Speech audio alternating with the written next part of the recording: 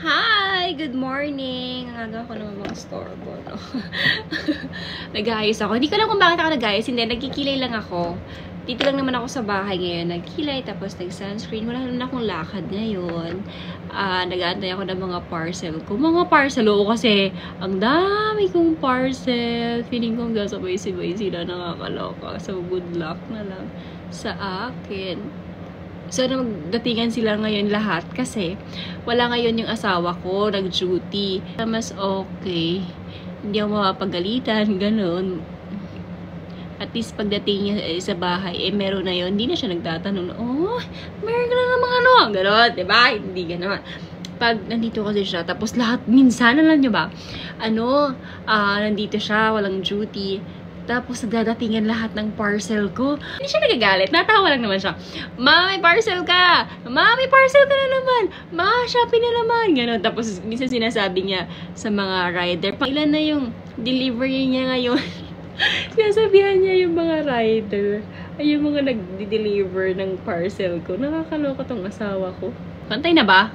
Alam nyo, struggle is real para sa akin yung gilay. Hindi talaga marunong mag-gilay kahit magbalik tayo yung mundo. Pantay ba? Pwede na yun. Anyway, dito naman ako sa bahay. Ganun, di ba?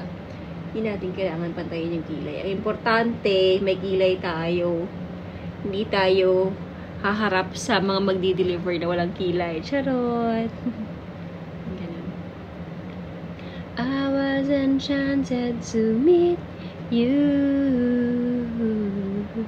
Please don't be in someone else. Charot.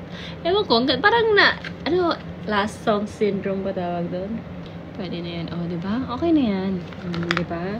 Tapos, para mag-last yung ating kilay, ay gamitan natin ang ching-ching. Pantay ba?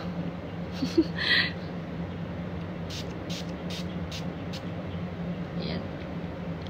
Para kahit pa paano, diba, kahit mga half day, ganun, mag-last yung ating kilay. Wala. Napadami yata at masang-masa tuloy. Ayan. Hindi pa ako magbabasa ng hair ngayon. Siguro on, Friday. Hindi ako nagbabasa talaga everyday ng hair ko. Bakit? Wala na. Mas gusto ko kasi yung, hindi siya daily na nababasa. Kasi, tingnan nyo, ang ganda lang. Pet ko lang siya. Ganyan kasi yung itsura niya pag hindi ko daily siya binabasa. Yung oil, kahit hindi ako maglagay ng kahit anong oil sa aking hair, alam mo yung hindi siya ganun ka-dry. Ayan. O, diba? Ganun lang. Yun lang. Share ko lang. Please don't be in love with some... Gusto ko nga sana magpakulay. Gusto ko magpa-color ng hair. Ang problema, wala pa akong budget. Hi. Sunod na lang mga 20 years from now. Ganon. Kakararing ko muna yung ano ba to? Coffee brown, whatever. Pero gusto ko talaga ng light dito yung color. Dati, yung mga color ng hair bastos na bata. Dati, yung color ng hair ko is light, tapos blonde, ganyan yung mga color ng hair ko. Ngayon, wala naman akong budget, kaya wala munang color hair ng hair. Dati kasi, meron work, so parang hindi ako nag-worry sa money. Ngayon, yung husband ko lang yung may work, so sobrang worry ako sa money. So, kailangan natin magsipid, kailangan din natin mag-adjust. So, ngayon, Shopee na lang muna yung meron ako. Alam nyo ba, yung nagigilty na nga ako kasi yung Shopee ko, sobrang as in, everyday halos ako may Shopee. Parang nakakakonsensya na sa asawa ko, sa totoo lang. Gusto ko lang i-install yung mga apps ko. Shein, Shopee, itong TikTok. Kasi dito, minsan nabubudol din ako dito minsan sa TikTok. Ay, oh my God, tigil-tigilan niyo yung mga pambubudol nyo. Yan.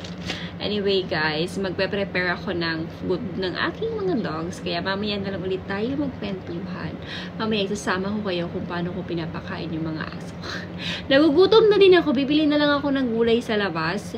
Yung dun sa mga karinderya, ganon. Mag-lipstick naman tayo. Para naman, putla-putla ako. Ayun. Doon ako bibili sa labas.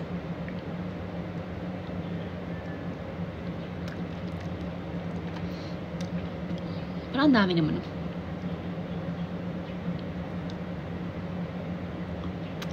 Ganyan lang, parang natural lang. Char! Natural! Ayun, bibili ako ng munggo. Pero alam mo, yun, namamahala na ako ngayon sa tag 20 pesos na yung gulay ngayon. Nakakaloka, no? Diyos ko, bakit ba ang mahal-mahal na ng sakit na ng ulo ko. Ang dami-dami. Ako lang ba?